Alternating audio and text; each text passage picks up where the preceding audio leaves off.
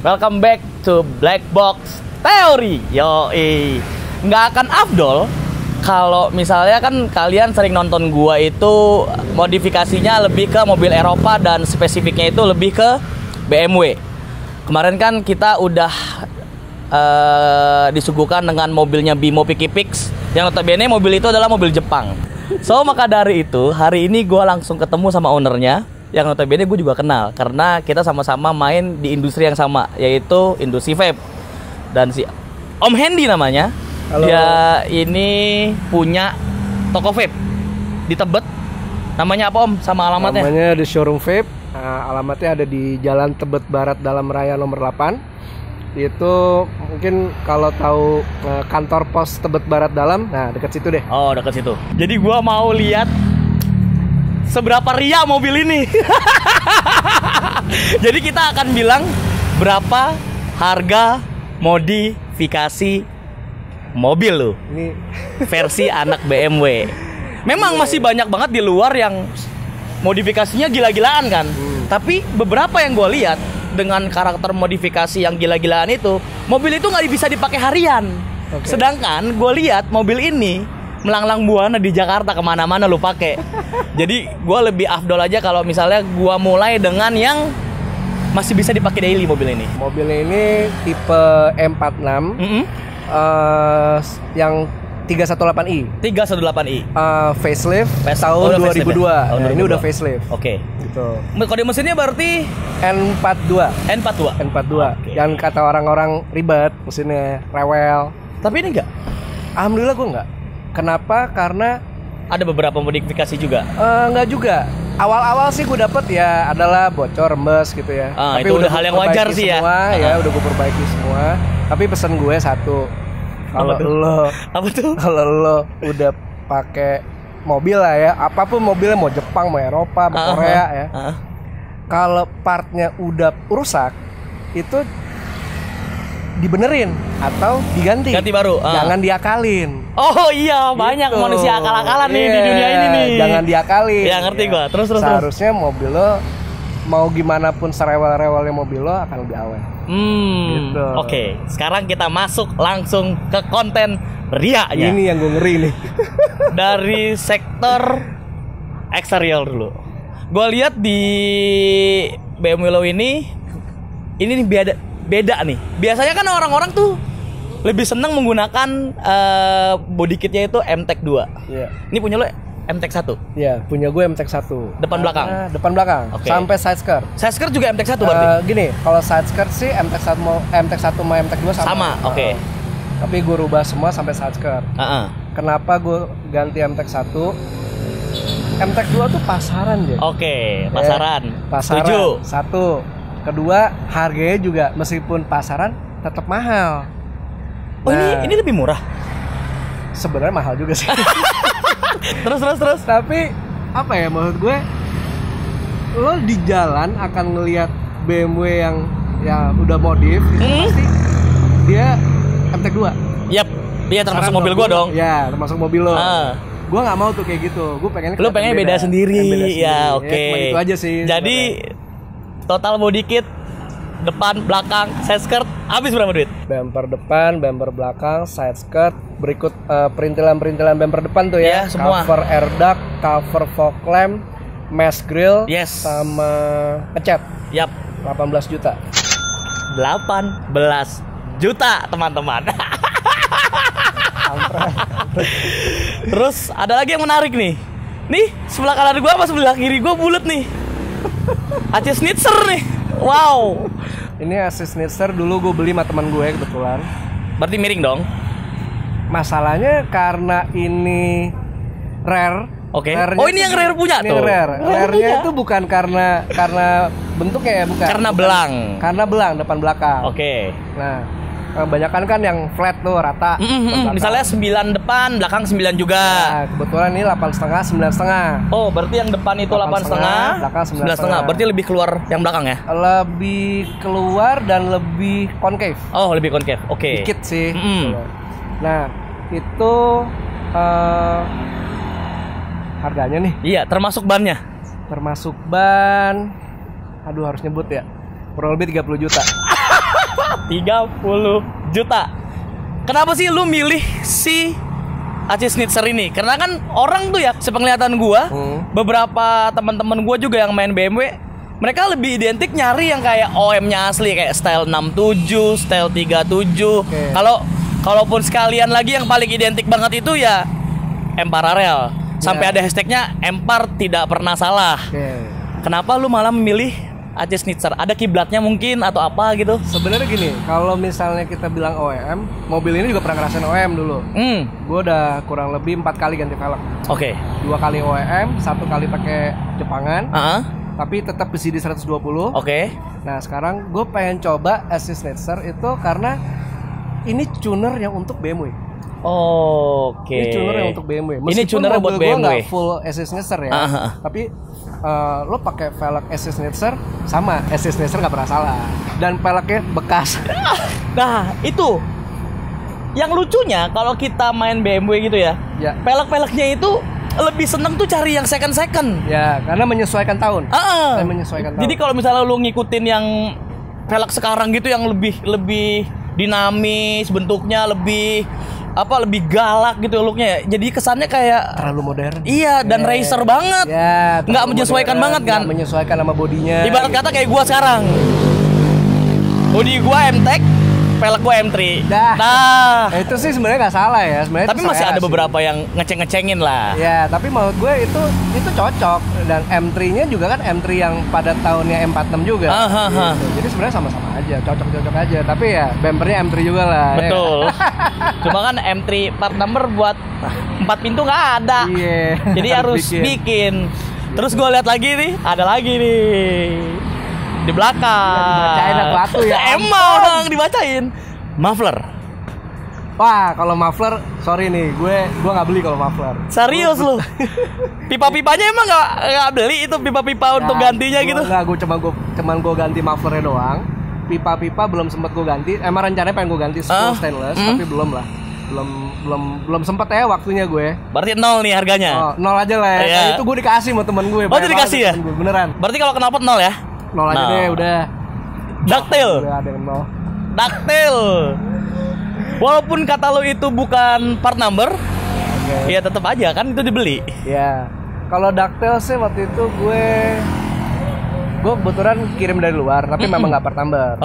Harganya juga jadi agak miring lah ya. Waktu itu gue sampai Jakarta, ngecat, terus kurang lebih 2 juta lah. 2 juta buat ductile. Seiprit pak. Bukan yang gede kayak ductile gua tuh. Ya kan? Gede banget. Gede banget kan itu. Nah, seiprit loh 2 juta tuh. Dan bukan part number. Gimana kalau part number ya kan? Kalau part number belum ngecat. Yoi. Terus yang di perut gua nih. Kalau punya gua kan nggak retract. Ya. Ini kan kalau retract itu setahu gua berarti lu harus beli spionnya yang retract memang beserta modulnya. Karena kan kata orang itu dijual terpisah kan? Nggak ada yang jual satu paket gitu kan? Ada memang, tapi kalau lu beli spion retract-nya doang dia nggak dapat modulnya kan? Nggak dapat. Nah, tapi gini, waktu itu sih kebetulan gue beli sama modul. Berikut switch, plus wiring. Itu sebenarnya ini sama standarnya yang M46 sebelumnya sama. Tapi karena dia bisa retract, itulah yang dipakai di 330. M46 330. Itu gue ganti ke 330. Dan harganya? Gue beli waktu itu plus ngecat ini covernya, wiring, berikut dengan modul, berikut dengan switch ya. Itu gue habis total 5 juta. 5 juta guys. Dan rasanya sektor eksterior sudah rampung karena si Om Hendy ini tidak menggunakan coil over ataupun air sus. Oke, sekarang kita bahas dari sektor interior. Yang menarik perhatian gue adalah head unit beserta subwoofernya. Nah, si head unitnya ini lu pakai ini kan ya, bukan Dynavin kan? Bukan. Ini emang head unit Cina lah bilangnya ya. Unit Cina. Tapi setelah itu gue menemukan yang namanya Android ini. Android head unit. Ya, head unit Android khusus untuk BMW, apalagi yang E46 kan. Gitu. Nah, gue di situ lihat dengan speknya, gue perasaan lihat speknya sih nggak tinggi ya. RAM 4 GB. Prosesornya pun gue juga Octa-core kan dia udah. Octa-core tapi merek prosesornya apa lupa gue. Tapi yang punya lu tuh masih Oreo ya? Oreo, punya gue masih Oreo karena gue belinya udah lama. Udah 2 tahun pakai nih. Gue, operating system di head unit mobil nggak terlalu penting buat gue. Oke. Gitu. Nah, makanya gue nggak ganti sampai sekarang. Nah, tapi setelah gue lihat Android ini, jack itu lengkap banget. Iya, tadi gue lihat sampai bisa main game, Pak. Nih orang kurang kerjaan sih sebenarnya. Lu bayangin ya, main game di head unit mobilnya. Boleh dong ya kan, sambil nunggu ya kan, nunggu macet ya kan, macet yang gimana. Gak bisa itu. Ada-ada aja emang tapi sambil main game. Beneran truly main game. Kalau untuk entertainment juga oke kan, YouTube-an. Nah, semenjak gue pakai ini dan kawan-kawannya biasanya pakai Spotify, Joox gitu kan. Kalau gue nggak YouTube. Full. Tinggal play aja kan? Tinggal play aja. Udah gue YouTube aja terus gitu loh. Dan dia connect ke iPhone pun bisa? Bisa. Gue selalu connect ke handphone gue. Terus sampai dia ada subwoofernya. Subwoofernya ini agak menarik karena subwoofernya itu adalah Harman Kardon. Gimana Om? Ya, nanti kita baru hitung tuh dari head unit sampai ke subwoofernya karena itu satu kesatuan tuh ya, untuk gitu media ya. Entertainmentnya. Gimana? Jadi itu subwoofernya itu gue mengambil subwoofer bawaannya dari 330. 330, oke. Karena gue nggak mau masang subwoofer yang sampai makan tempat bagasi. Nah itu, dan gue juga orangnya nggak yang perlu yang jedang jedung sama gitu gue juga nggak butuh. Gue nggak butuh kayak gitu. Setuju. Nah gue pokoknya pengen suara bass gue agak keluar, dah itu aja cukup. Nah, akhirnya gue cari power dan kebetulan gue dapet dari teman kita juga si Edo yang kerja di Alpine. Ya. Itu direkomendasiin lah, gue butuh wattnya kecil aja karena subwoofer gue kan kecil, nggak perlu yang gede, jadi gue nggak perlu yang sampai sekian 1000 watt, 600 gue nggak perlu. Gue butuh yang puluhan watt aja. Seset tuh ya. Si Harman Kardon kiri kanan, subwoofernya. Subwoofer doang ya. Powernya kecil. Dan totalnya head unit sampai ke subwoofer dan power itu habis berapa? Head unit itu gue habis sama wiring waktu itu masangnya bisa-bisa ya. Bisa-bisa nggak apa-apa, pisahin aja. Head unit itu gue habis 8 juta. Oke. 8 juta sekian lah. Oke. Sama pasang. Terus subwoofer itu gue dapet sama pasang sama power. Power itu gue beli 1,5. Yang Harman Kardonnya 4,5. 1,5. 4,5. Terus head unit tadi berapa? 8. Ntar ada dimuncul di layar tuh totalnya berapa tuh ya. Oke. Tadi head unit udah kita bahas. Sebenarnya kalau lu mau tahu ya, BMW itu terutama M46 anjir. Modsnya tuh banyak banget, perintilan tuh banyak banget. Dan yang akan gue bahas kali ini adalah shift knob. Dia diganti nih. Walaupun memang bukan bawaan aslinya M3 series atau M46 series, lebih ke arah F30 ya. Tapi F30-an lo bilang. Ya, itu China soalnya. Kalau kenapa sih emang pengen bikin pakai F30 yang bentuknya seperti F30 itu? Apa sih alasan lu? Jadi gini, itu kan shift knob aslinya itu kan dia cuma bulat gitu sama ya. Ada pencetan doang, tak gitu. Ada pencetan di sini kan. Betul. Dan waktu itu gue dapetnya kayu. Kayak punya gua. Karena panel lu? Karena panel trim gua kayu semua kan. Gua nggak suka dengan panel trim kayu. Nah ini juga rencananya pengen gua ganti. Karena gua nggak suka kayu sebenarnya. Diganti tuh kan. Ya. Nah waktu itu gimana caranya gua ngegantiin si shift knob kayu ini, ya kan? Waktu itu gua ditawarin punya shift knobnya M3. Oh ya, yang bulat gitu aja kan? Bulat, oke. Tapi ada logo M3-nya. Kalau itu kayaknya over ya mobil gue nggak pengen mobil gue ada logo M-nya karena mobil gue nggak M nih.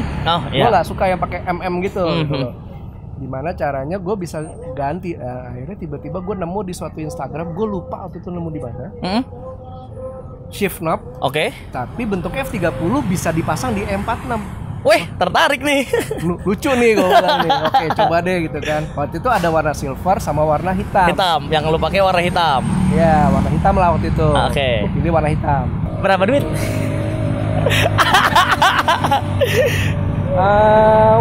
Apa ya? Waktu itu wiringnya sih sebenarnya nggak perlu wiring yang gimana karena udah ada soket-soketnya, tinggal colok-colok. Tapi tetep aja gue nggak ngerti waktu itu. Gue minta pasangin temen gue juga.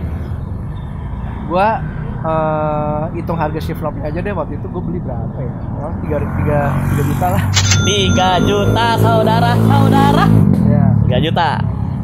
Ini tinggal satu lagi yang belum dibacain. Kalau speedometer sebenarnya kan ada pilihan kayak speedometer M3 series gitu kan. Tapi lu kali ini karena emang lu bilang gua nggak mau M banget kelihatan gitu kan. Jadi lu tuh masang ring kan? Cuman masang ring aja. Itu ada harganya kan? Itu mah murah. Gue beli berapa ya? 300-an lah. Murah kok itu. Tapi kok ring doang gitu 300.000 itu mahal sih sebenarnya sih kalau ukurannya. Pengen ganti ke kayak punya gua. Yang bukan ke M, bukan. Tapi gue pengen ganti yang Euro. Yang Euro. Ya Euro. Karena dia ada kilometer, ada mile. Nah, tapi belum lah. Tapi ya rencananya ke situ. Jadi nanti bakal gue kasih unjuk nih. Totalnya berapa nih? Di atas ya. Di atas gua mau home handy nih. Atau di sebelah kiri atau kanan bakal muncul tuh totalannya. Gua akan hitung karena buset, banyak banget ini modifikasinya loh. Dibandingkan mobil gue sebenarnya modifikasi mobilnya si Om Hendy ini lebih banyak gitu. Walaupun memang nggak ekstrim seperti gue bilang tadi, banyak yang lebih ekstrim. Tapi terkadang kalau misalnya BMW yang dimodifikasi secara ekstrim gitu, itu biasanya jarang dipakai pak. Kita beli mobil mahal-mahal buat kontes. Iya buat kontes. Terus nggak bisa dinikmatin jalan-jalan gitu, gaya-gaya ke mall gitu kan, ya sayang gitu. That's why gue memilih mobil Om Hendy ini ya karena memang ini bener-bener dipakai daily sama dia. Walaupun dia punya mobil yang bener-bener pure buat daily dia banget, tapi dia pakai. Jadi Om Hendy, kita udah ada di penghujung konten ini nih. Siap. Terima kasih banget udah mau sama-sama dibikinin konten nih mobil, dijadiin konten riak gue. Jadi terima kasih buat teman-teman. Jangan lupa nih, nah gue kalau di akhir tuh selalu bilang, Om Hendy boleh dong kasih tahu teman-teman nih Instagramnya apa, biar ntar gue tulis Instagram pribadi sama Instagram toko. Oh siap. Biar jualan, sama-sama jadinya. Jadi Om Hendy boleh. Jadi follow Instagram si mobil ini, gue ada Instagram khusus. Itu namanya E46 Titan Seal 3ER. 3ER. Nanti muncul ya di sini. Terus Instagram gue sendiri Hendy Kurniawan. Oke. Muncul juga. Dan toko vape. Kalau mau beli vape atau apa, lo mampir ke Tebet deh. Ada toko gue kebetulan di Tebet. Itu IG-nya The Showroom Vape. Oke, lu pasti tahu lah The Showroom Vape itu lumayan gede. Banyak kalau Tebet sih, ya udah itu udah lapak-lapakannya anak Tebet sih. Vapers Tebet udah pasti apal sama tempat ini. So, terima kasih dan sampai jumpa di beberapa harga modifikasi selanjutnya.